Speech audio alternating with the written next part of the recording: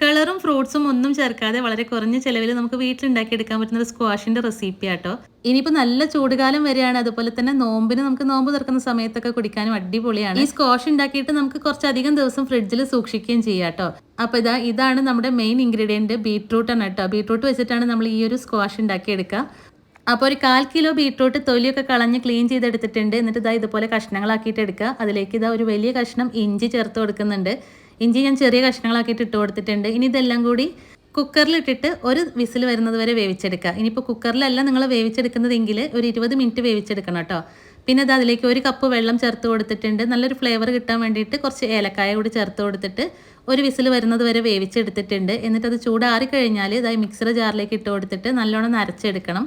അപ്പോൾ ഞാനിത് നല്ലോണം ഒന്ന് അരച്ചെടുത്തിട്ടുണ്ട്. ഇനി ഇതൊരു അരിപ്പയിലേക്ക് ഒഴിച്ചു കൊടുത്തിട്ട് ഒന്ന് അരിച്ചെടുക്കണം. ആ ഏലക്കായുടെ ആ ഒരു തരിയൊക്കെ ഉണ്ടെങ്കിൽ ഒന്ന് മാറിക്കോട്ടെ. അപ്പോൾ ഞാനിത് നല്ലോണം ഒന്ന് അരിച്ചെടുത്ത് മാറ്റി വെച്ചിട്ടുണ്ട്. നല്ല കളറാണല്ലോ, ആ ബീട്രൂട്ടിൻ്റെ കളർ ഒന്നും കൂടി കുറുകി വരുന്ന സമയത്ത് നല്ല കളറാട്ടോ. വീഡിയോയിൽ ശരിക്കും ആ ഒരു കളർ കാണാനില്ല. അരിച്ചെടുത്തിട്ടുള്ള ജ്യൂസ് ഞാനിത് ഒരു പാത്രത്തിലേക്ക് ഒഴിച്ചു കൊടുത്തിട്ടുണ്ട്. ഇനി ഇതിൻ്റെ കൂടെ 250 ml 1 കപ്പ് പഞ്ചസാര ചേർത്ത് കൊടുക്കാം. ഞാനിപ്പോൾ 1/4 കിലോ ബീട്രൂട്ടാണ് എടുത്തത് കേട്ടോ. അതിലേക്ക് 1 കപ്പ് പഞ്ചസാര ചേർത്ത് കൊടുത്തിട്ടുണ്ട്. ഇനി ഇത് മീഡിയം ഫ്ലെയിമിൽ വെച്ചിട്ട് നല്ലോണം ഒന്ന് തിളപ്പിച്ചെടുക്കണം.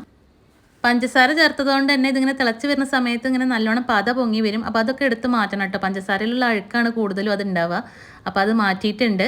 ഇനി ഇത് നല്ലോണം ഒന്ന് തിളപ്പിച്ചെടുത്തിട്ട് കുറുക്കിയെടുക്കണം. അപ്പോൾ ഇതുപോലെ ഒരു പകുതിയൊക്കെ ആവുന്ന സമയത്ത് ഇതുപോലെ കുറച്ചെടുത്തിട്ട് ഒരു പാത്രത്തിൽ കുറച്ച് വെള്ളം എടുത്തിട്ട് അതിലേക്ക് ഈ ഒരു ജ്യൂസ് ഒന്ന് ഒഴിച്ചു കൊടുത്ത് നോക്കിയാൽ മതി. അപ്പോൾ അതിങ്ങനെ കലങ്ങി പോകുന്നില്ല എന്നുണ്ടെങ്കിൽ കറക്റ്റ് പരുവാണ്. പിന്നെ ഒരുപാട് നേരം തിളപ്പിച്ചെടുക്കണ്ട.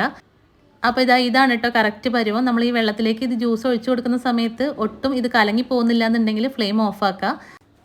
ഞാനിപ്പോൾ ഫ്ലെയിം ഓഫാക്കിയിട്ടുണ്ട്. ഇനി ഇതൊന്ന് ചൂടാറാനായിട്ട് മാറ്റി വെക്കണം. നല്ലോണം ചൂടാറി കഴിഞ്ഞതിന് ശേഷം മാത്രമേ ഇതിലേക്ക് ഇനി ബാക്കി ഇൻഗ്രീഡിയൻസ് ചേർത്ത് കൊടുക്കാൻ പറ്റുള്ളൂ. അപ്പോൾ ഞാനിത് നല്ലോണം ചൂടാറിയതിന് ശേഷം ഇതിലേക്ക് ഇനി നാരങ്ങാനീരാട്ടോ ചേർത്ത് കൊടുക്കുന്നത്. സ്ക്വാഷ് ആകുമ്പോൾ ചെറിയൊരു പുളി ഉണ്ടാവണമല്ലോ. അപ്പോൾ ഞാനൊരു 5 നാരങ്ങയുടെ നീരെടുത്തിട്ടുണ്ട്. 1/4 കിലോ ബീട്രൂട്ട് എടുക്കുമ്പോൾ നിങ്ങൾ ഇടത്തരം വലിപ്പത്തിനുള്ള 5 നാരങ്ങയുടെ നീരെടുക്കണം കേട്ടോ. അപ്പോഴാണ് ഇതിങ്ങനെ കേടാവാതിരിക്കുള്ളൂ. അതുപോലെ തന്നെ നമ്മൾ സ്ക്വാഷ് ഉണ്ടാക്കുന്ന സമയത്ത് നല്ല ടേസ്റ്റ് ഉണ്ടാവുള്ളൂ. ഞാനിത് നല്ലോണം മിക്സ് ചെയ്തെടുത്തിട്ടുണ്ട്. പിന്നെ നാരങ്ങ നീര് ചേർത്ത് കൊടുക്കുന്ന സമയത്ത് ശ്രദ്ധിക്കേണ്ട കാര്യം അതിലുള്ള കുരുവോ അതല്ലെങ്കിൽ ആ നാരുകളൊന്നും പെടാൻ പാടില്ല. ആ നീര് മാത്രം ചേർത്ത് കൊടുത്താൽ മതി. എന്നിട്ട് നല്ലോണം മിക്സ് ചെയ്തെടുക്കുക. നല്ലോണം ചൂടാറിയതിന് ശേഷം മാത്രമേ ചേർത്ത് കൊടുക്കാവുള്ളൂ കേട്ടോ. കൂടുതൽ നാരങ്ങ നീര് ചേർത്ത് കൊടുക്കുന്നത് കൊണ്ട് തന്നെ ചൂടാറിയിട്ടില്ല എന്നുണ്ടെങ്കിൽ ഒരു കയ്പ്പ് വരും. അപ്പോൾ ഞാൻ നല്ലോണം മിക്സ് ചെയ്തെടുത്തിട്ടുണ്ട്. കുറച്ച് ദിവസം ഫ്രിഡ്ജിൽ സൂക്ഷിക്കാനാണെന്നുണ്ടെങ്കിൽ ഇതൊന്നുകൂടി ഒന്ന് അരിച്ചെടുക്കുന്നത് നല്ലതാട്ടോ. നാരങ്ങയുടെ കുരുവോ അതല്ലെങ്കിൽ ആ നാരോ എന്തെങ്കിലും ഇതിൽ പെട്ടിട്ടുണ്ടെങ്കിൽ അപ്പോൾ അതൊന്ന് പോയി കിട്ടാൻ വേണ്ടിയിട്ട് ഞാൻ ഒന്നുകൂടി അരിച്ചെടുത്തിട്ടുണ്ട്.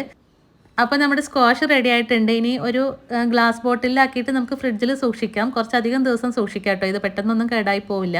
ഇനി ഇത് സെർവ് ചെയ്യുന്നത് എങ്ങനെയാണെന്ന് വെച്ചാൽ ഗ്ലാസ്സിൽ ആവശ്യത്തിന് സിറപ്പ് ഒഴിച്ച് കൊടുക്കാം. നമ്മൾ സാധാരണ സ്ക്വാഷൊക്കെ ഉണ്ടാക്കുന്ന പോലെ തന്നെ. പിന്നെ ഐസ് ക്യൂബ്സും തണുത്ത വെള്ളം ഒഴിച്ചിട്ട് കുടിക്കാം. അപ്പോൾ ഇനി നല്ല ചൂടുകാലം വരാൻ പോവുകയാണ്. അതുപോലെ തന്നെ സ്കൂളൊക്കെ അടയ്ക്കാൻ പോവുകയാണ്. നമ്മൾ പുറത്തുനിന്ന് വാങ്ങിക്കുന്ന സ്ക്വാഷോ അതല്ലെങ്കിൽ പൗഡറൊക്കെ കുട്ടികൾക്ക് കലക്കി കൊടുക്കുന്നതിന് പകരം വീട്ടിൽ തന്നെ ഇതുപോലെ ഉണ്ടാക്കി സൂക്ഷിക്കാം. നല്ല എളുപ്പത്തിൽ ഉണ്ടാക്കാം. വളരെ കുറഞ്ഞ ചിലവിൽ ഉണ്ടാക്കാം. കുറച്ചധികം ദിവസം സൂക്ഷിക്കുകയും ചെയ്യാം. പിന്നെ നമ്മൾ കുക്കറിൽ വേവിച്ച വെള്ളം മാത്രമേ ഇതിൽ ചേർത്ത് കൊടുത്തിട്ടുള്ളൂ. പിന്നീട് നമ്മൾ തണുത്ത വെള്ളമൊന്നും ഇത് ഉണ്ടാക്കിയെടുക്കുന്ന സമയത്ത് ചേർത്ത് കൊടുക്കരുത് കേട്ടോ. അപ്പോൾ കുറച്ചധികം ദിവസം നമുക്കിത് സൂക്ഷിക്കാൻ പറ്റും. അപ്പോൾ പിന്നെ വീഡിയോ ഇഷ്ടമായിട്ടുണ്ടെങ്കിൽ ലൈക്ക് ചെയ്യാനും ഷെയർ ചെയ്യാനും സബ്സ്ക്രൈബ് ചെയ്യാനൊന്നും മറക്കരുത് കേട്ടോ.